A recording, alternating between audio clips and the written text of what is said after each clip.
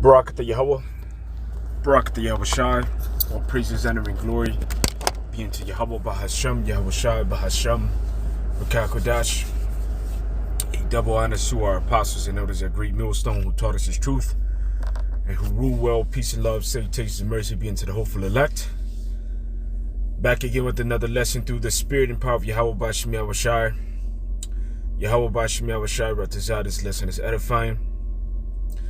You know, and it's not going to be a very long lesson, you know. It was just something that I recently, you know, began to meditate upon this morning, you know, which is a culmination of a few things, you know. Yesterday, you know, a brother shared a video clip from an Issacharite, you know, that was crying when he heard the names of Yahweh and Yahweh Shai. You know, I believe the channel that it was shared upon was the video was from GMS Get This Work.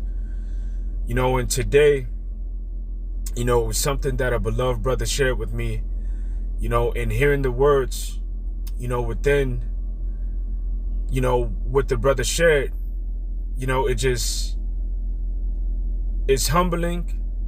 But then it also makes you rejoice at what we got coming. You know, because right now, you know, you have a lot of Israelites that are out there that are sad, you know, that are depressed, that are brokenhearted. And when you look at the state of our people, we're in a miserable state. But yet, you know, we got things that are promised unto us that no other nation will be able to enjoy the way that we're going to enjoy it. And that's the kingdom of heaven, you know, and that's the first dominion. You know, right now within this captivity, man, this is hell. All right. To have to get up and repeat the same thing over and over and over and over and over again. You know, if there was a such thing as purgatory, this would be it. If there was a such thing as purgatory, you know, a place where you're sent and you're punished, this would be it. You know, and we were sent here to be punished and to be in captivity and to be under Esau, Edom, who have changed all of the ordinances in the laws of Yahweh Bahasham Yahweh Shai. In this place, we have to suffer in so many different ways. And getting up and hearing and seeing the same things repeat itself every single day. This is fucking hell. You know, and we can start, you know, with just your body alone. You know, the agony and pain, you know, that some brothers have to face. Because we're in these weak bodies. We're in these vile bodies. All right, the chronic ailments that you just can't shake, they won't go anywhere. You know, from not having the respect that you deserve, you know, from your woman, you know, from your family and friends, you know, from your own children. All right, being demonized, being persecuted.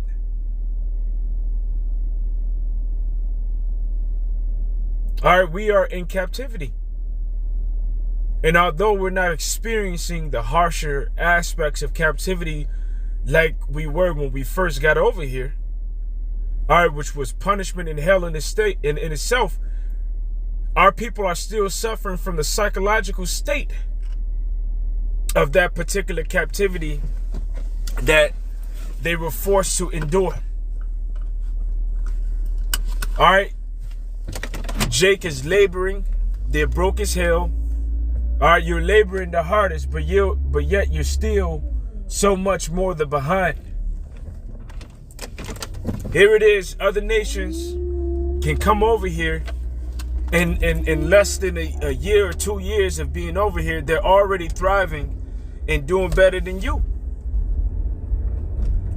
All right, you're always late and behind, not knowing where your next meal, not knowing where your next a dollar is going to come from, so that you may afford, the things that you need, which are the principal things for the whole use of a man's life. But the beauty of it is that you're not going to be in this state forever. You can't even have a family within this place, because even that's corrupted. You have children, and your children are turned and used as a weapon against you, because the women of your nation are eating of the philosophy of the devil, to the point where they're looking at you as the enemy, but they're looking at the enemy as if he's the provider, as if he's the one that they're supposed to look to for security. And all of these things are the curses that came upon us because of our disobedience to Yahweh B'Shem Yahushai. So the day is going to come that we're going to wake up from this nightmare. Now, when you go in Psalms 126:1, it says, when Yahweh turned again the captivity of Zion, we were like them that dream. So that Yahweh B'Shem Yahushai is going to turn the captivity of Israel. That's for sure.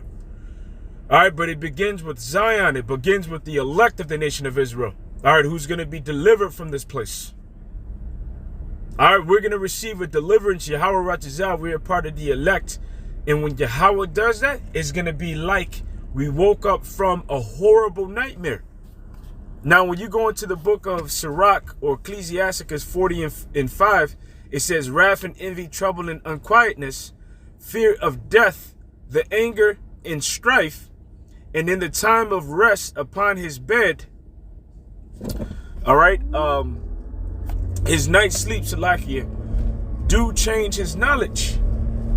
All right, it says a little or nothing is his rest, and afterwards he is in his sleep, as in the day of keeping watch, troubled in the vision of his heart, as if he would escape out of a battle. When all is safe, he awakeneth and marveleth that the fear was nothing. So that's how we're going to feel when we wake up from this horrible nightmare, which is called America, which is called bitter. All right, this place is symbolically or spiritually known as Babylon. Now, another name for Babylon was Merathaim, if I'm pronouncing it wrong, Salakia, which means double bitterness. All right, it's also known as Egypt. Now, what's the way that you say Egypt? In the Hebrew, Matazarium, which means double straits. What is straits? A way of difficulty. And this way of difficulty is bitter. All right, we have drunken of this bitter cup.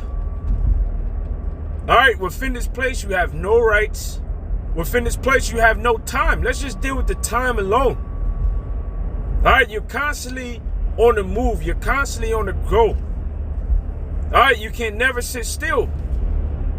All right, because if you do sit still, then guess what? You're not going to be able to have the resources that you need to be able to survive in this place, because that's all that we're doing. We're surviving. We ain't living. We're not going to begin to live until Yahweh shall come. All right, and he redeems us from this place, and we're in the land of Israel. That's when we'll really be living. Like Apostle Gabar says all the time, we're just surviving. All right, all you're doing is surviving in this place. All right, and because you don't have an insurance, which once you enter into this truth, you know that it's Yahweh B'Shem Yahushai that provides all things for you. All right, you know that when you seek Yahweh through Yahushai, that he'll provide the things that are necessary for you, that he's there to aid you. The scripture said, I've never seen the righteous forsaken, nor a seed begging bread. So Yahweh B'Shem Yahushai always provides. Now that's comfort, and knowing what's coming, that's comfort. And what did Yahushua said? I will not leave you comfortless, but I will send you a comforter. And why do we need that comforter? You need comfort when you're brokenhearted, all right, when you're sad. And that's the truth. Hey, look, like it says within the book of Amos, your feet shall be turned into mournings. All right, here it is. You might be celebrating one of the feast days, but then something happens that takes your joyfulness right away from you. And that's the reason why we need the comforter right now. All right, which Yahweh Shai has come back into us through the comforter. All right, which isn't his second coming. His second coming is when he physically comes. All right, but he sent us the wisdom, knowledge, and understanding that we need to get through. All right, through that comforter. All right, if it wasn't for him going up on high, we wouldn't have it. But we need the comforter because a lot of times we feel brokenhearted and we feel sad. But once you get into those scriptures, you get a sigh of relief. All right, when you're reminded of the promises that are to come. How horrible is this place that Yahweh Ba'Shem Yahweh Shai gives you dreams of the kingdom, and you get sad when you wake up from those actual dreams that you had of the kingdom. All right, because you don't want to wake up to this place. You don't want to be here. This place is horrible. It's miserable. All right, they put women before the men. All right, they have that ABC community, which is a bunch of confusion. All right, that you have to see. All right, that's very vexing. All right, they're teaching your children in this place to be hypersexualized. All right, at a very young age. They can't even wipe themselves correctly. And they're trying to introduce them to that ideal. All right, on top of being poisoned daily, this place is a damn nightmare, man. And when you speak about it, about these things, or you speak out against these things towards Esau, Edom, then guess what? You make yourself an enemy of them. So now you've made yourself a prey. And now what do they want to do? They want to come after you. And this is what you're seeing now with the demonization of the Hebrew Israelites right now within the media. The book of Psalms 38 and 8, it says, I am feeble and sore broken. I have roared by reason of the disquietness of my heart. And that's what we're doing. We're roaring. When you hear these lessons, we're roaring. Because we're pissed the fuck off.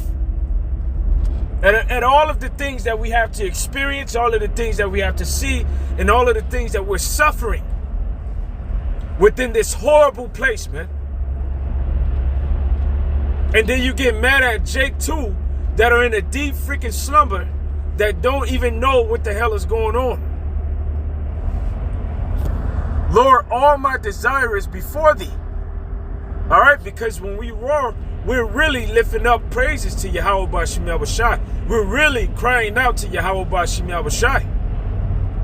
And what is our desires? Our desires is Revelation the 8th chapter. For all of our words to be taken and put in a censer and then cast into the earth. All right, bring the thermonuclear destruction. Destroy this bitch. Destroy Esau, Edom. Take down our enemies. Take down our adversaries. For Yahweh Shai to come back and to take down these kingdoms and to establish the kingdom of Israel. That's what we really want. And that's when we're going to begin to live. And that's when our sadness is going to be taken away. It says, and my groaning is not hid from thee. My heart panteth, my strength faileth me. As for the light of mine eyes, it is also gone from me. My lovers and my friends stand aloof from my sore, and my kinsman standeth afar off. And when you get ready, because hey, this happened to Yahweh Shai, but it's gonna happen to us as well. Hey, look, your friends and your family, that's one thing too. All right, that's one of the things that break your heart. Hey, the fact that you can't share this truth with your family and friends. All right, that there's division amongst households.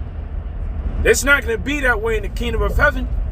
Hey, everybody, all of your family, your father, your mother, which in the kingdom of heaven, if you're part of the elect, you're going to bring back your nation. So you're going to be the progenitor. All right, you're going to be the progenitor. You're going to be the big papa. All right, the granddad. But anyway, on this side, you know, your father and your mother, they might not be in the truth. They might not be able to understand that. All right, and you treated as the outcast. All right, you treated as the vermin, the rebel of the family. But you're walking in the way that's right, and that breaks your heart. The fact that the ones that you love and care dearly about, that they stand in opposition, all right, to you, that they're like an enemy. But that's all through the spirit and power of Yahweh B'Shem Yahushua, because what did Yahweh Shai say? He said, I come to bring division. Now, what's really going to break your heart is when some of these that you love and care about, that are your own family, are going to turn on you and turn you in. All right, in the day when this truth is really demonized. All right, when your face is put on the media and they're ashamed of you. All right, when they're offended. All right, they're going to be the ones that turn you in too. And that's just the reality of this thing. My lovers and my friends stand aloof from my sore, and my kinsmen stand afar off. They also that seek after my life lay snares for me. And that's what Esau's doing right now. He's laying a snare in a trap. All right, he's putting certain individuals out there that are agents that are hired by him to demonize this truth and to put it in a negative light so that we can seem like violent extremists when all we do is just preach the word and that's it. And they that seek my hurt speak mischievous things and imagine deceits all the day long. So in this place, you don't get any rest. You don't get any ease of mind. You're constantly stressed out. You're constantly depressed and sad. And the only joy that you find comes through the scriptures, which is the comforter. All right? Hey, what did Yahweh Shai say? I will not leave you comfortless, but I will send you another comforter. All right? Let me see if I can find that real fast.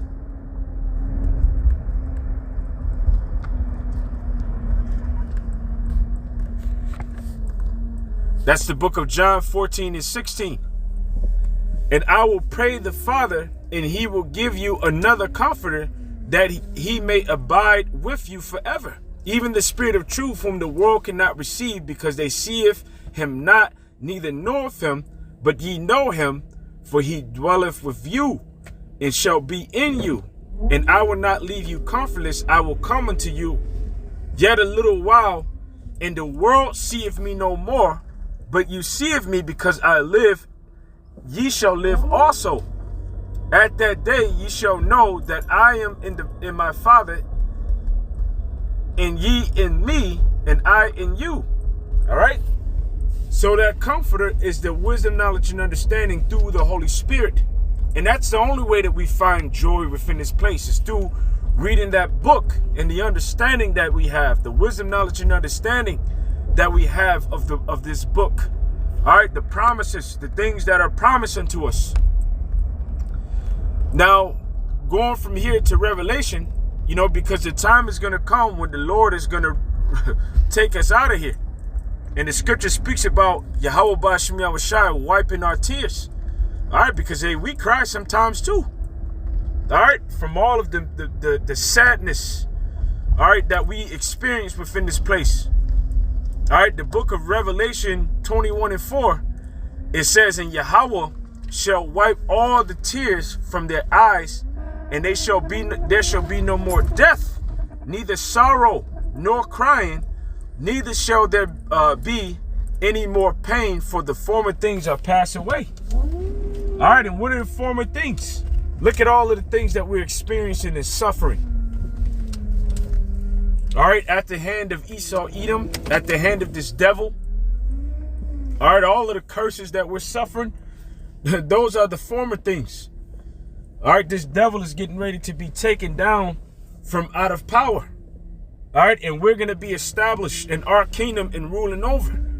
All right, with no more death, no more sickness, no more pain, no more hurt. All right, no longer disobedient anymore. But we're going to serve Yahweh B'Shem Yahushua in righteousness. So the former things are going to be passed away. All of the sorrow, All right, all of the, like it says in Deuteronomy, no assurance of life. All right, all of that is going to be gone, man. So with that, I truly hope that this lesson is edifying. All praises, honor, and glory be unto Yahweh Bashim Yahushai. Double honors to our apostles and elders. Peace, love, salutation, and mercy be unto the hopeful elect. A shalom and the Bible bar. Kwam Bakayam.